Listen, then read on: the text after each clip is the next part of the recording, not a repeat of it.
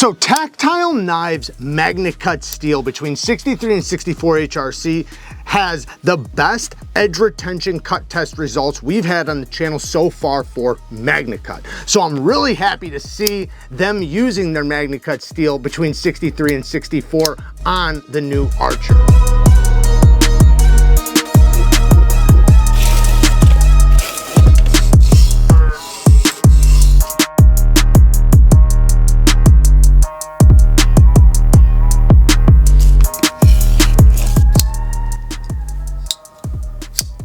The machining on the Tactile Archer, in my opinion, is beautiful. This is gorgeous milling.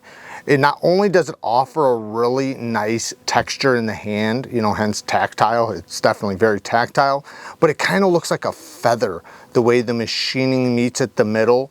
Beautiful, beautiful machining, and like I said, you know, you can actually feel it. And you know, I love all the lines of this knife. The ergonomics are hand melting. They are great in the hand. You know, I love the way it kind of leans forward a little bit. This is a straight back blade, straight back MAGNACUT blade. So, you know, it does have a bit of belly. And being that it's a straight back, you know, you kind of want a specific type of handle when you're cutting. It's very comfortable in the hand, but the way the blade shape is, you know, straight backs can tend to pull or slip out of cuts. This one, however, it stays in cuts a little bit better because of the way it leans forward through a cut. Also, that also benefits you in utility cuts. You don't have to lift your elbow all the way up to the sky in order to get to the tip. You can actually keep it rather low, so you don't really lose any leverage when using the tip, which is really, really nice.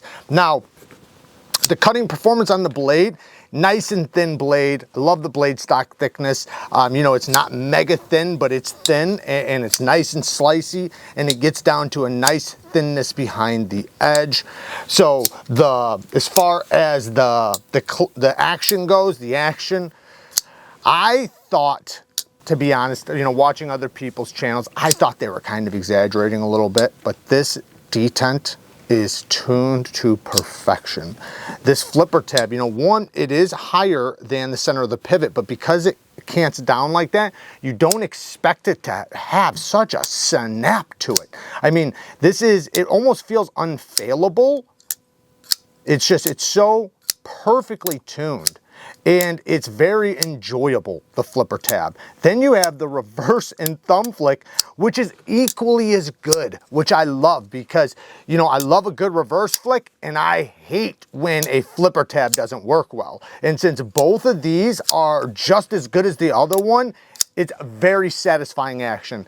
Then you have one amazing access to that lock bar. You guys know how I feel about lock bar access, and then you have that machining in there for texturing. Super comfortable disengagement, and it is damn near a guillotine because it's riding on multi-row ceramic skiff bearings. Yes, multi-row ceramic skiff bearings. That's amazing, and you can feel it. This thing is redonkulously smooth. Now, there is a ramp for the you know, for the detent ball to get on, which I'm normally not a big fan of because unless if it's done very early. This one's done a little bit late. It's done right there, so in order to get on the blade, you know, it does take to about right there.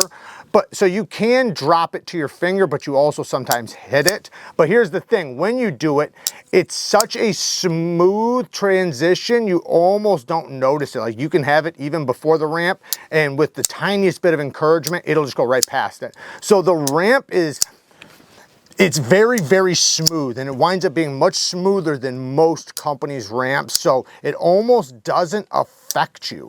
Now, like I said, you can easily get right past it, so you just have to know the position of the lock bar. You don't want to hold too low, though. This thing is, like I said, this thing is a guillotine, so it will come down and get you. It's fine, though. It's great, man. This action, like I said, very addicting. The clip is a titanium mill pocket clip, and I love how they did the lock bar cutout, even though they didn't put it on the inside. That's the one thing that could have been better, is if they put this on the inside. However, what they did was they chamfered the edges. So your pants never get bound up on these corners, which is nice, especially where the clip lands. The clip works great. Nice and smooth in and out of the pocket. You know, I've been carrying this thing since I got it. I've been carrying it a couple weeks now, or at least what feels like a couple weeks. I've definitely had it in the pocket for at least 7 days. But yeah, I just haven't been able to get it out of the pocket. I absolutely love this knife. So, you know, as soon as I got it, man, it went right in the pocket. I've done some sharpening on it, so let's talk about that. So I did sharpen this baby up, and Tactile, man, yeah, when you're heat treating MAGNACUT at a good HRC with a good heat treatment, it feels great on the stone. The burr removal is amazing. It comes off nice and clean. You know, takes very little effort to get the burr removed, and then, you know, straight to stropping. And it comes out with a super crispy edge. I did bring it all the way up to a mirror polish, and it took a screaming sharp edge. Now, so, you know, the sharpening went very well, as to be expected from, you know, a good steel with a good heat treatment at a good HRC. Now, there is a negative though. This is my biggest negative of all, and that is the plunge grind. So this did pose a little issue because the plunge grind tapers from here and ends at the edge bevel, or at the, you know, at the start of the edge. So when you sharpen into the plunge grind. There's no way to avoid it. You can't hit the back of the bevel without cutting into the plunge grind. All they had to do was cut a little half a circle right there. You know, even like if you just took a Dremel wheel and just bzzz right in there and just put a little half a circle, that would be perfect. Now I can do that myself, because it does have internal stop pins, so, which is my favorite way to do stop pins, by the way. So it does leave it open for me to do it myself, but I would prefer it to come from the factory that way, so that I don't have to do it and I don't have to worry about it.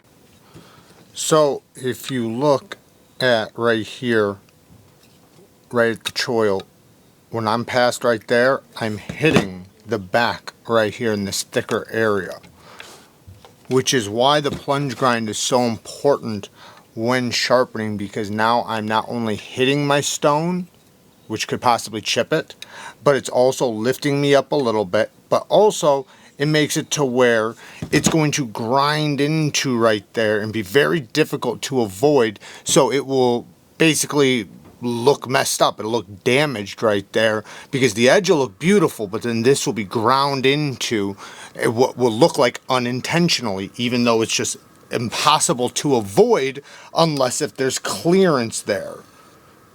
And it's impossible to hit the back of the bevel here without hitting the thicker part of the plunge grind, because in order to hit this, the stone has to, you know, go to here.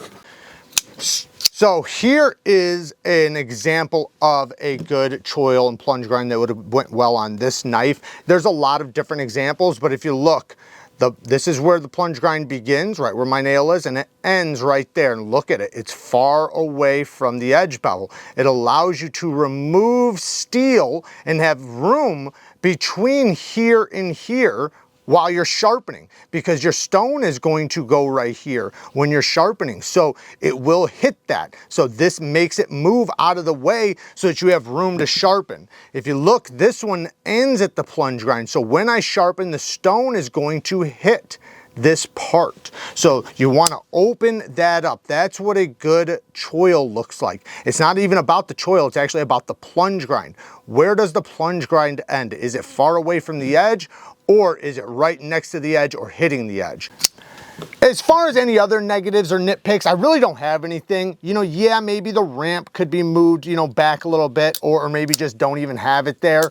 But to me, it's fine. It doesn't bother me at all. So it's not really a negative. It's great. The hardware's all T8. They put a steel lock bar insert that I believe is MAGNACUT, but I did see a thing that said it was 14C28N. Then I seen another thing that said it was MAGNACUT. I'm not sure, but it's either 14C28N or MAGNACUT steel on the steel lock bar insert. I'm happy with either one of those. That's just fine. If it's MAGNACUT, then it's MAGNACUT on MAGNACUT, which is good. But 14C28N is a very, very tough steel. It has decent wear resistance. Not as good as MAGNACUT, but it would be just fine as a steel lock bar insert. But everything across the board, I think, is done at an extremely high level. This is impressive to me. Tactile was really, really impressed me with this. Now, about the price. Some people think the price is too high. I'm gonna argue against that. And it's not that I'm trying to shill for them or sell their knife or anything like that, but when you put it into perspective, right? $500 and something. The Benchmade Narrows is like $500 and something and doesn't even slightly compare to this, not even slightly.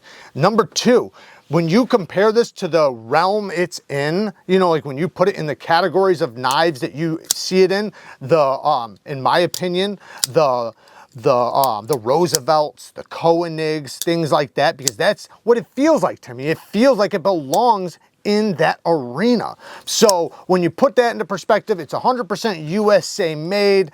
They have a beautiful shop and factory. They're not a massive company. They've only been around a couple years. So, you know, yeah, I don't think the price is too outrageous. It's a gorgeous, gorgeous knife. If you want to check out how Tactile makes their knives, I did do a shop tour. I will put that right on the screen so you guys can click on that if you want to see that. And then I'll also put another video on the screen if you guys want to check out some more videos. Work hard, stay tough. Until next time, peace.